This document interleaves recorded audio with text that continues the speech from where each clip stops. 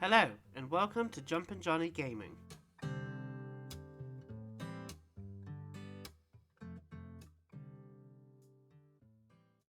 This Agatha Christie the ABC Murders video shows you how to complete the second chapter called Bexhill, and this is a continuation of the bad playthrough. The only minor change is one conversation to count as the second mistake. You start in your house, read the newspaper to the right of you. Head over to the top left corner and interact with the bookshelf, and pick up the book and turn it around.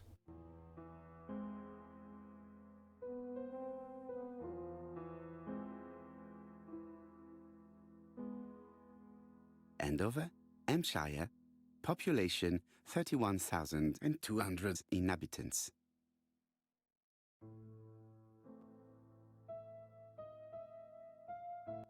To the right of the front door is a mirror that you can interact with, then pick up the letter that's been posted through the door.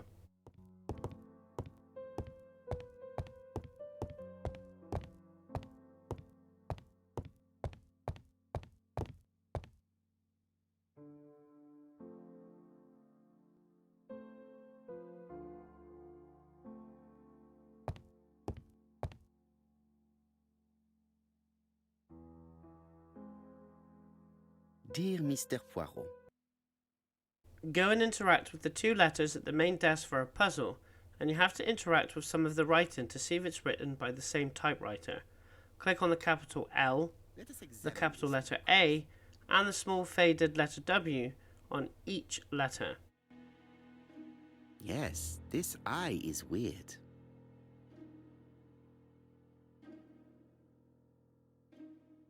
Yes, the I characters in the two letters do indeed have the same defects.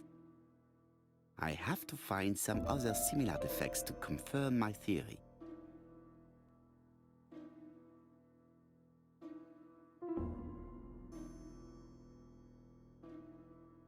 The W is not printed properly.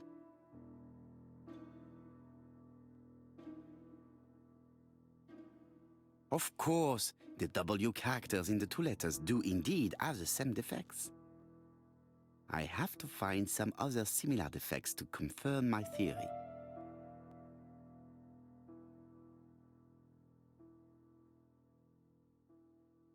Yes, the A appears to be quite unusual.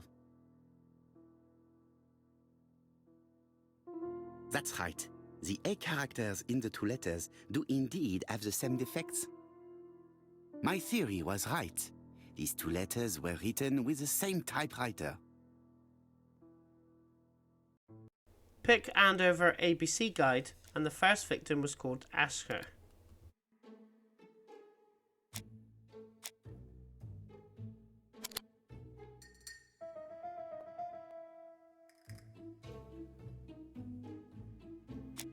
Pick the letter announcing the Bexhill's crime.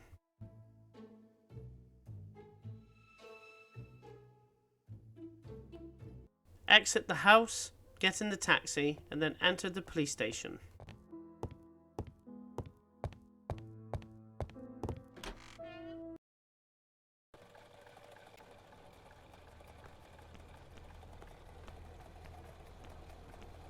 To Scotland Yard, please.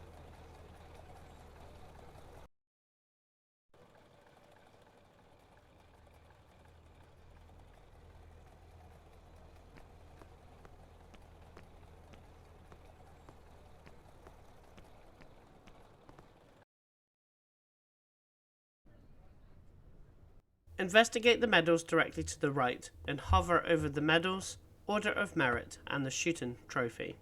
Jap has invested a great deal in his career.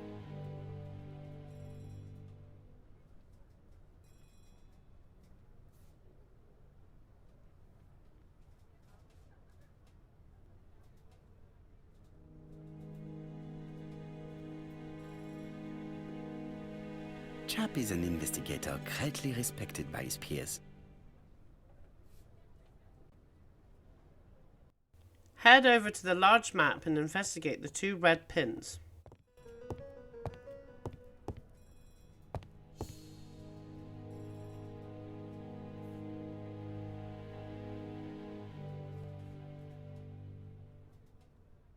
Alice Asher, was murdered in Andover, the ABC killer's first murder. London. I really like this city. One thing is certain, you never get bored here.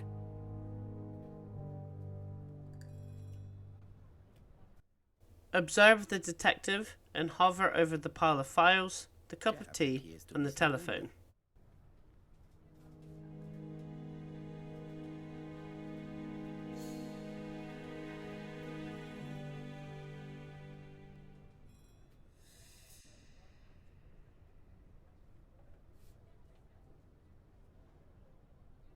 Chap appears to already be overloaded with work. My news is not going to improve matters. Very busy at this time. Choose the following dialogue. The murderer is unpredictable. This is the only different choice you need to make in this chapter. We can only hope that he will commit an error. You surprise me, Poirot. I've often heard you say that even madmen follow a certain logic.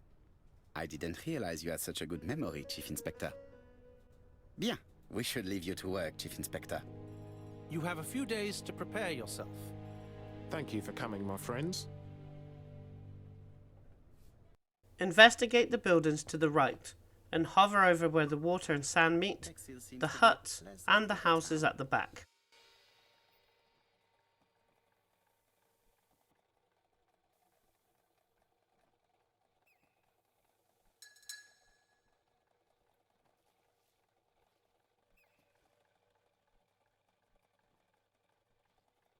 Bexhill is a pretty little seaside resort with elegant architecture, although personally I prefer more modern buildings.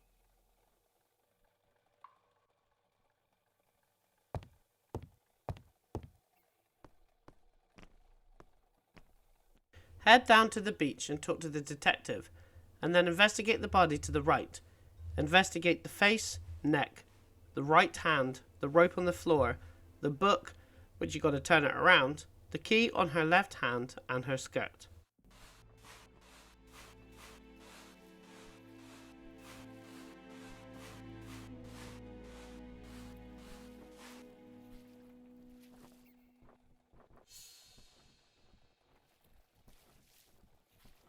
She was a great beauty. Strange that chap didn't notice it. These marks have been left by a rope or a braided cloth. Apart from the marks on her neck, there are no signs of the struggle. She didn't manage to hit her assailant. A braided silk belt. It may have belonged to the victim.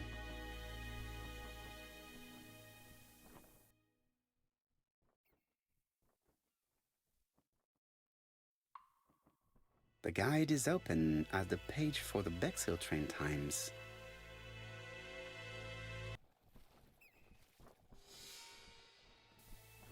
This key is too small to be one for a house. Without a doubt, it is for a padlock.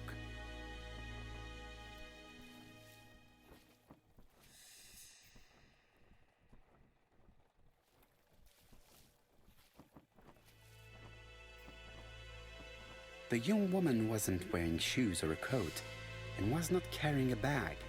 That's strange. Pick the options. She did not struggle, there was a braided silk belt, and the victim had marks on her neck.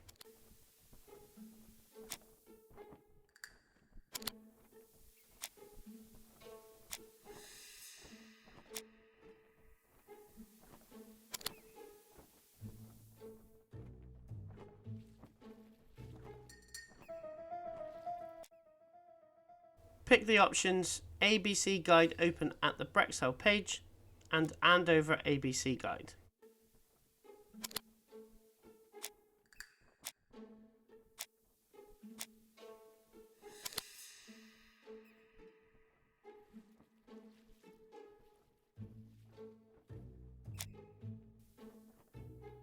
Pick the option the press does not know that the ABC Guide was found in Andover.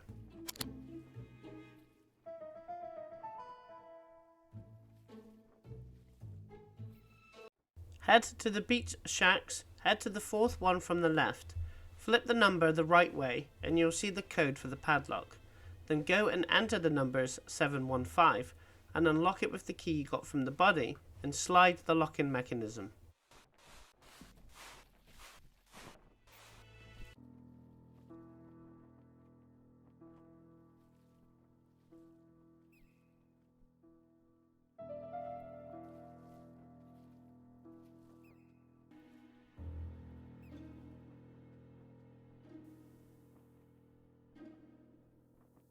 A dual locking padlock. I need to find the code and then insert a key.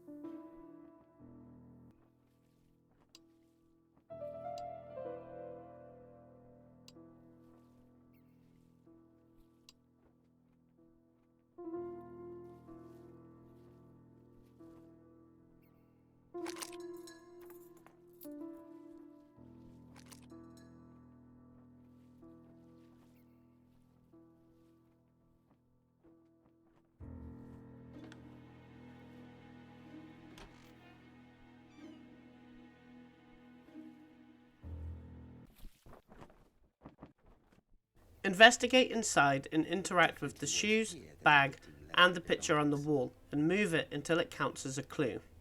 The purse is full. Yet again, we can dismiss theft as the motive for the murder. Here is the watch she must have removed to prevent it from getting wet. A top brand lipstick. She liked to take care of her appearance. As well as a photo of the victim with some company. It could be useful to me.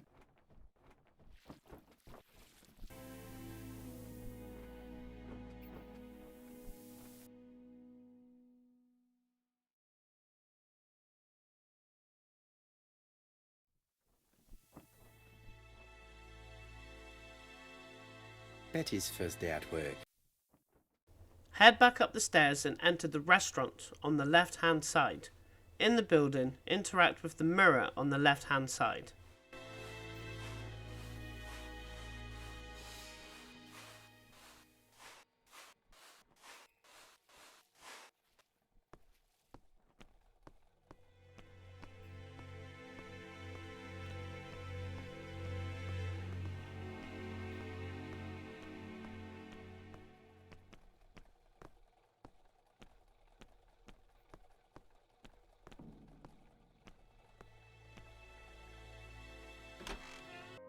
I'll be with you in a minute, gentlemen.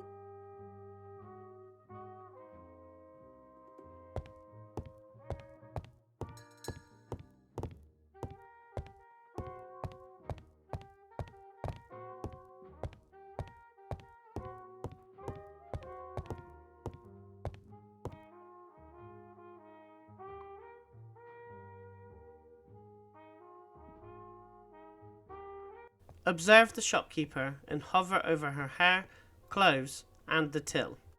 Something tells me that she's the owner of the ginger cat.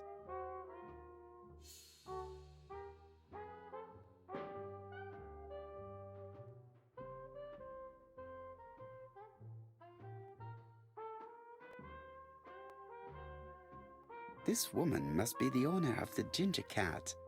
It looks like something is bothering her. Investigate the counter now that the shopkeeper is gone. Interact with the book on the right. Go to the left page on Betty at 7:30 p.m. and Millie at 5 p.m. Then interact with the tickets on the left and pick the bottom left and bottom right tickets.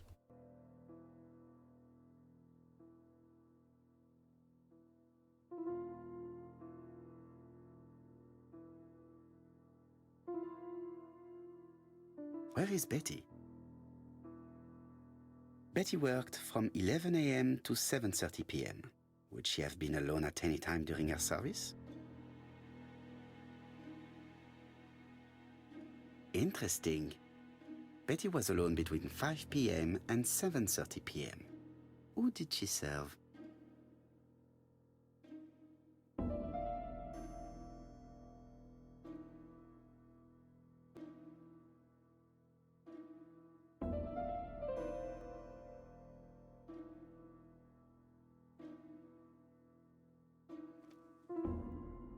These are the different waiting staff's bills.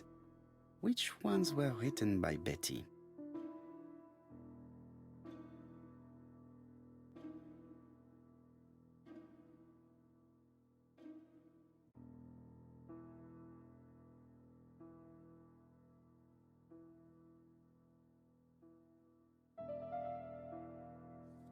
Most probably a single man, a whiskey lover, maybe the murderer. This bill may have been written by Betty. There is probably another one.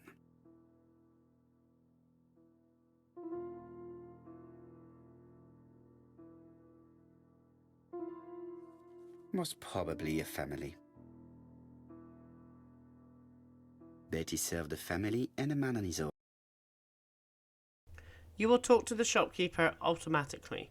Pick the following options. Say that on the contrary, it's an advert for the town. Ask if the man in the photo is her gentleman's friend, and sympathise about the difficulty. She was a hard-working and pleasant young woman. I didn't know her that well. She'd only been here for 2 summers. I know that she had a young man. He used to call for her sometimes.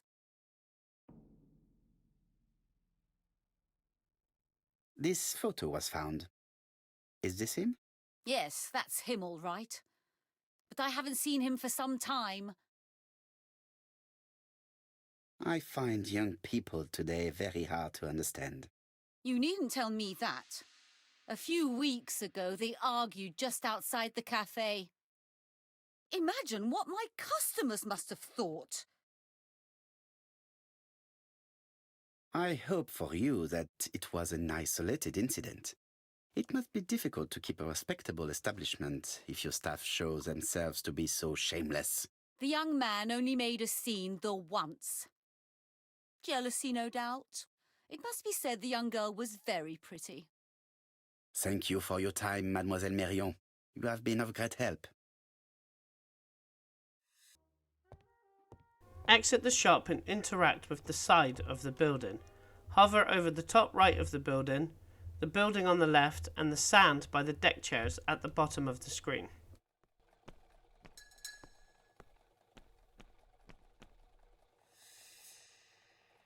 Could it be the same buildings as on the victim's photo?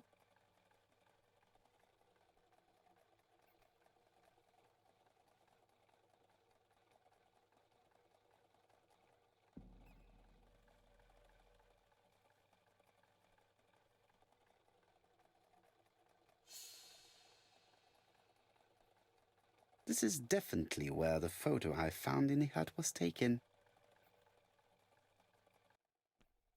Head down the road where all the cars are and enter the building where Hastings is standing.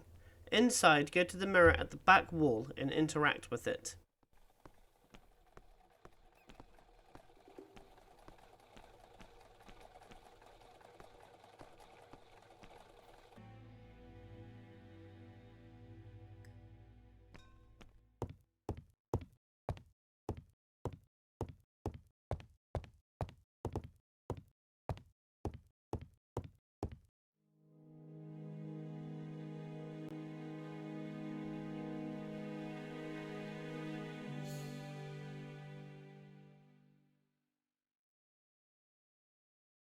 Observe the piano and then hover over the violin, the sofa, and the piano.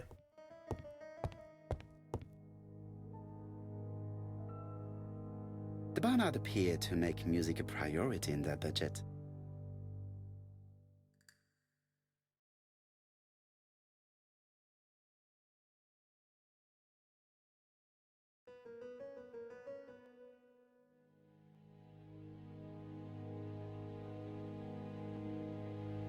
Their home is modest, but the Barnards are definitely music lovers.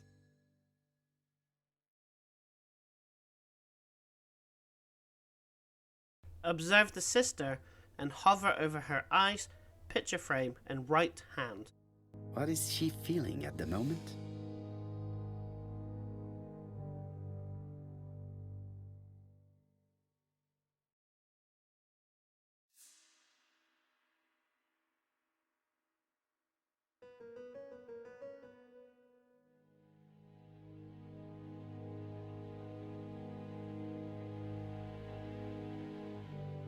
Betty's older sister is not just sad, she's angry.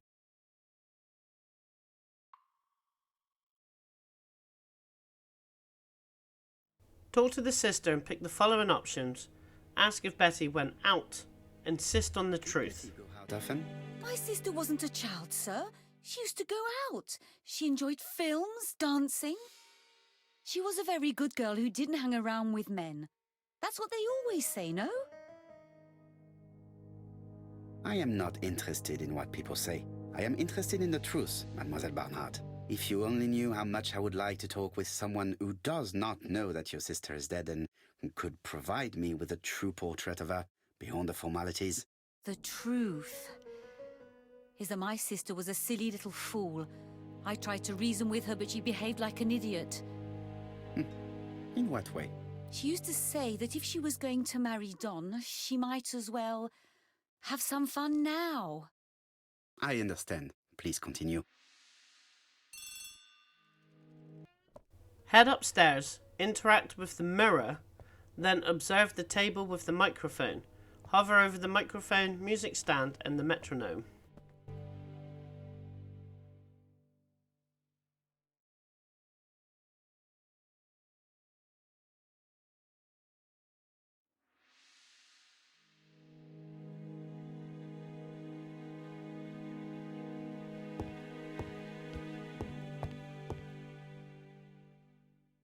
It looks like Betty was also a music lover, the same as her family.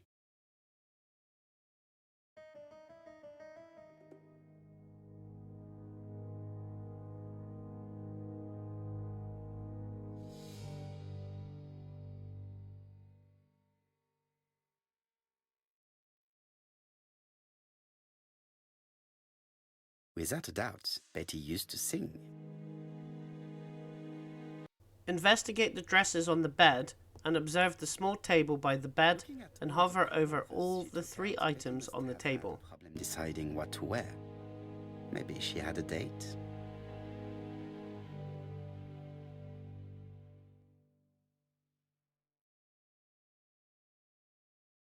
It looks like Betty has a very busy life.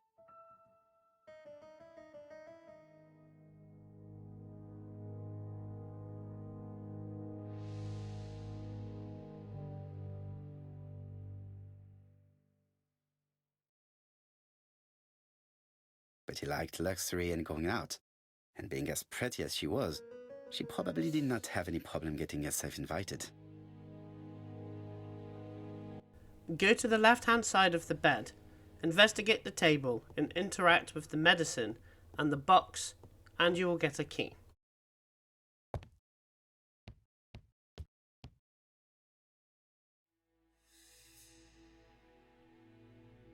Medicine to prevent voice loss. Did Betty have problems with her voice?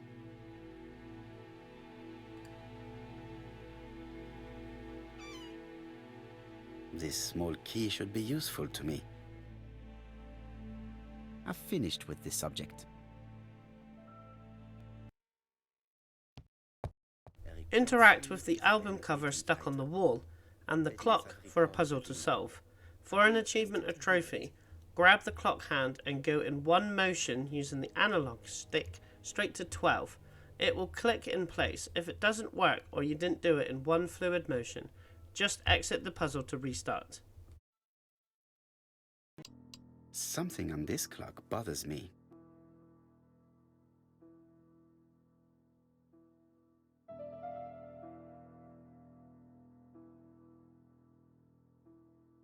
There, that's better.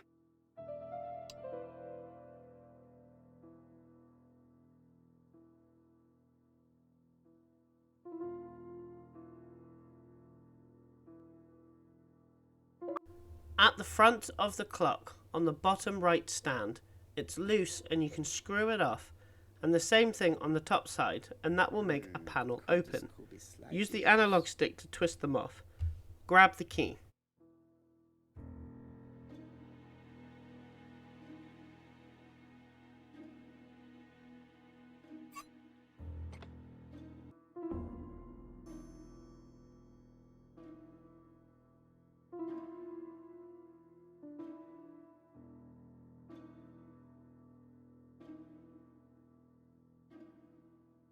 this leg is not well attached.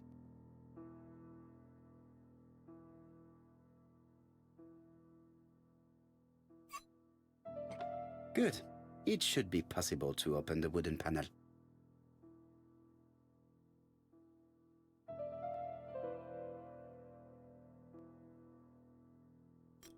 Look, a key. This could be useful. Go to the top of the clock, slide off the panel, and there will be 4 switches on each corner. On the top left, set it to the right. The top right, set it to the left. And then the bottom left, set it to the middle.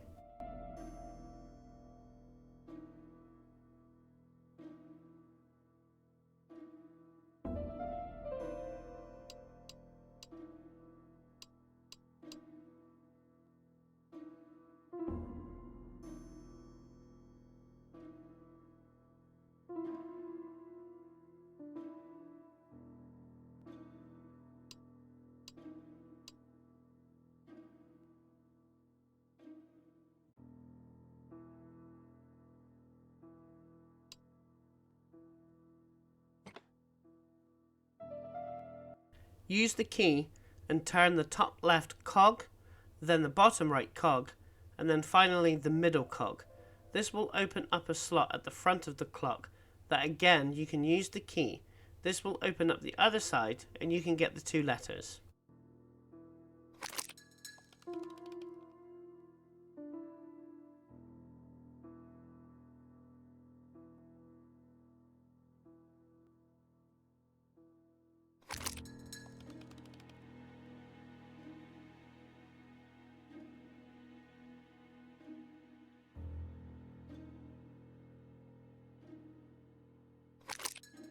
Ah, something clicked on the front of the clock.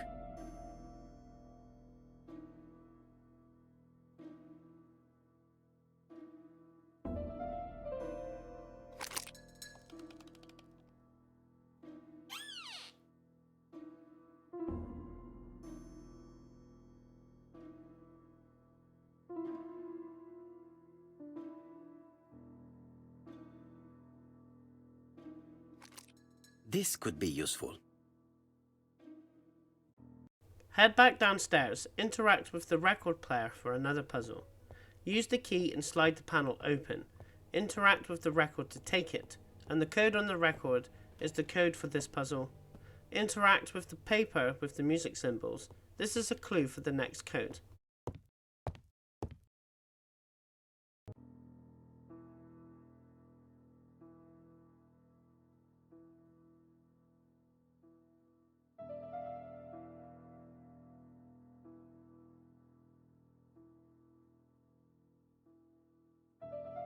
Let us see. What is this cupboard hiding?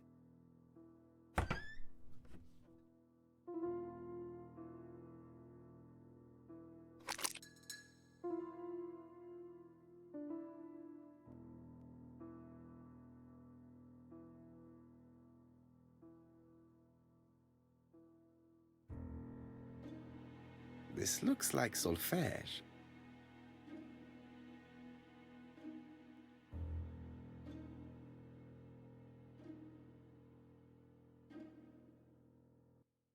Go to the right hand side of the record player and unlock it using the key.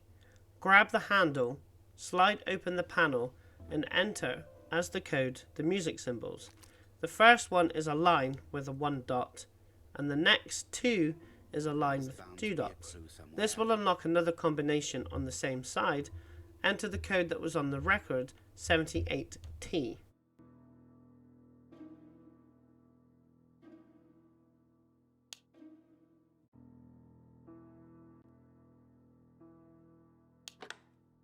I heard the sound of a mechanism being triggered.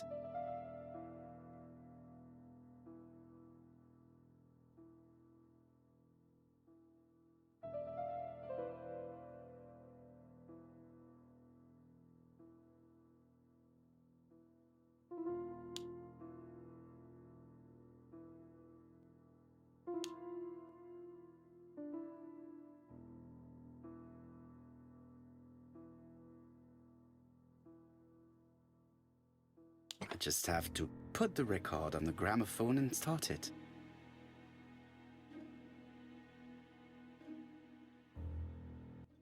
Go to the front of the record player and zoom into the record player itself. Flick the switch to bring the needle up. Put the record in the player and then flick the switch back down. And finally, go to the side of the player and stick the crank in and turn it twice to play the record and complete the puzzle.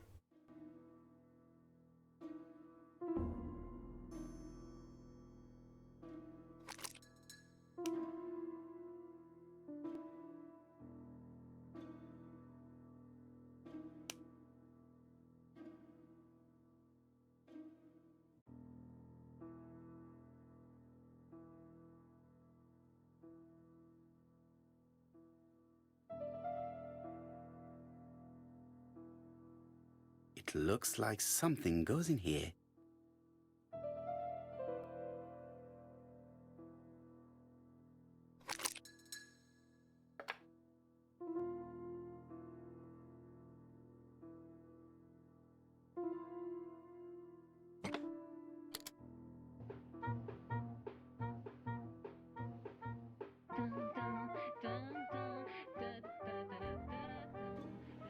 Oh, Donald! We're in the middle of recording. Sorry, Betty, but it's not wise. The doctor said you should rest your voice. You're such a killjoy sometimes. Observe the sister again and hover over her eyes, her ring finger on the left hand, and the picture frame. It looks like this woman is single, but she has feelings for someone.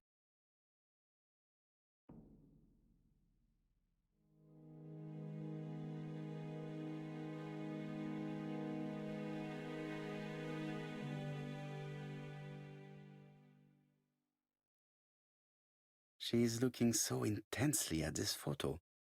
But is it really a sister that she's studying in this manner? Interrogate the sister and pick the following options. Ask if Donald was in love with Betty. Accuse her of lying. Ask her if she fears Donald is going to be a suspect.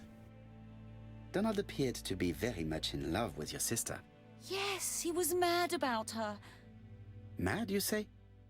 Being madly in love can often be destructive, and Mr. Fraser was known for being jealous, I believe. No more than average. Men are always slightly possessive, especially when they are with a pretty woman. You are a poor liar, Mademoiselle Bernard. Excuse me, Mr. Poirot, but I do not see why you are interested in our humble little crime. It would appear that your sister's murder is the second in a series that we have to stop as quickly as possible. The first was in Andover, and the same as your sister, the murderer sent me a letter informing me that a crime would be committed in that town. Now can I count on your honesty? Yes, you have my confidence, Mr. Poirot. Don is a quiet and sensitive young man, slightly reserved too, and as is often the case with reserved people, when he flew into a temper, he completely lost control. He could be so violent. Betty was frightened. And when was this? The first time was about a year ago. But they rowed more recently. Donald found out that Betty had lied to him.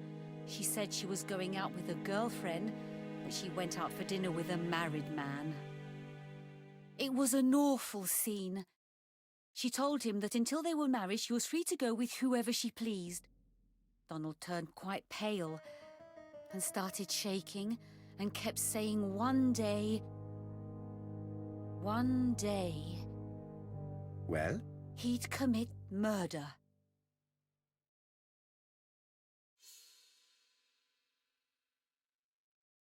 So you were afraid that he would become our main suspect. I know that Fraser was jealous, but I wonder why you feel the need to protect him. Exactly.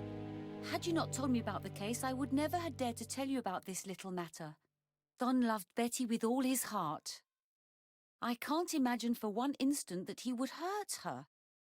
Very good, Mademoiselle Bernard. Thank you for your help. Let us now try and get our brain cells to work. Jews, Betty has probably planned to meet that evening. Betty was seeing other men, as well as Donald, and Betty lied to Donald what she was planning to do the day before.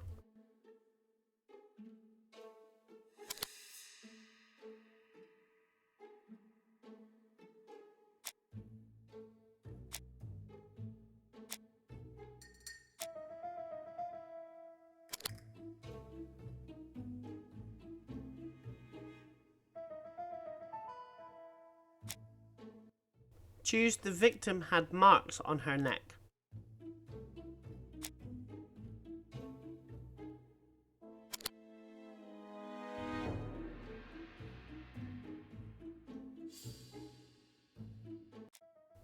Jews, Megan kept looking at the picture of Donald and Betty, and Megan really liked Donald Fraser.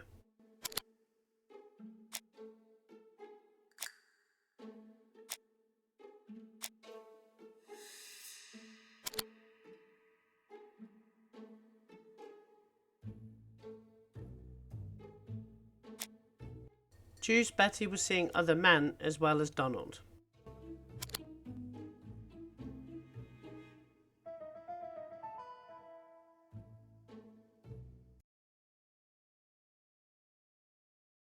Exit the house and return to the restaurant.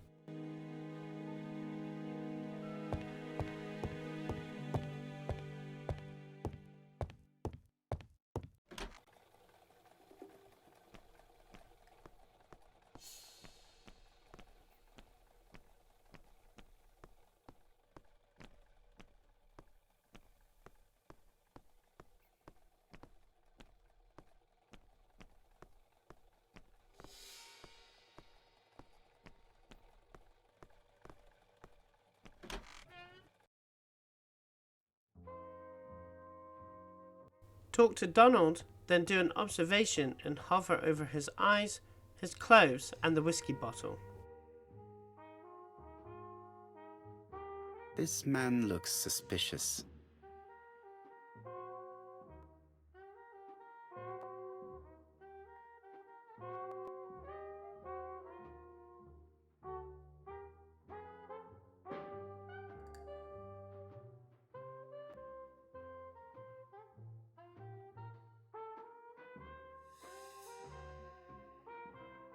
Donald Fraser is in a terrible state, as if he hadn't slept all night. And he's drinking White Horse. Leave me alone. Interrogate Donald and ask the following questions. Ask if he saw Betty yesterday afternoon. Tell him he's a suspect. Specify that her sister was in London. Accuse him of lying just like Betty, and inform him that there is a killer to find. Did you visit Betty yesterday afternoon? No, I haven't seen Betty for 2 days. I was at the office yesterday afternoon. Can you prove that? Of course. But why this question? Betty died yesterday evening, didn't she? Betty was murdered during the night, but that does not prove that she did not meet her murderer earlier in the day. So am I a suspect? Everybody close to Betty is a suspect, Mr. Fraser. I would be a very poor detective if I did not examine all possible eventualities. Do you know what Betty's plans were yesterday evening? She said she was having dinner with her sister. Yet, Megan only returned to Bexhill this morning, Mr. Fraser. I didn't know. Right. May I ask you what you were doing yesterday evening? I spent the evening working. Your colleagues can confirm this? No, I often take work home with me. You are lying, Mr. Fraser. As was Betty when she hid the fact from you that she was seeing other men. Betty was a very decent young woman. How dare you sully her memory? I am not interested in memories of her, Mr. Fraser. Pick, Betty used to go out a great deal, and Donald was a violent man.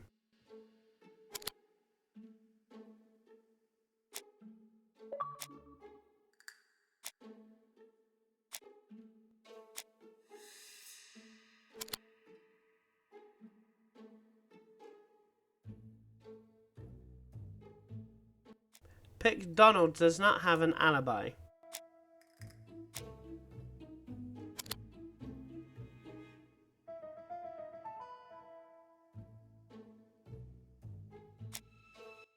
Pick the 2 murders were premeditated and were carried out by the same murderer.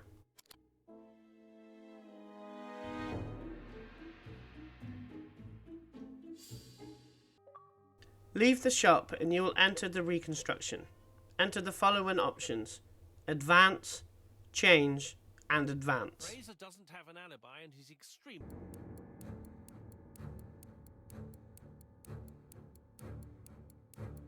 The killer and the victim are walking on the beach. Miss Betty has a bag, a belt around her waist, and carries her shoes in her hand. Both of them walk slowly to hut number 5.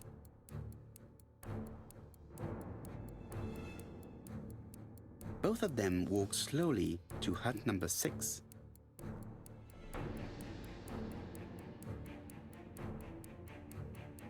Miss Betty enters the hut. She leaves without her belongings. Then she hides a coat.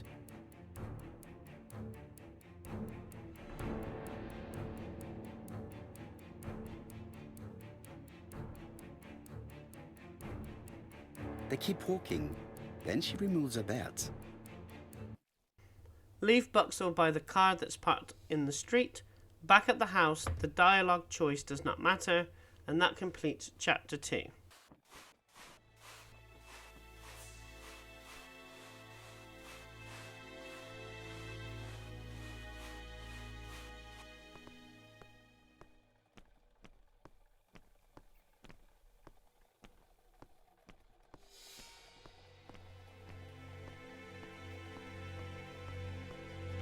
Right, back to London. There is nothing more for us to do here. If you like this video, subscribe to my channel, where there are more story-based choice and consequences games, with walkthroughs plus achievement and trophy guides, secrets and tips from the latest releases to retro games. Thanks for watching.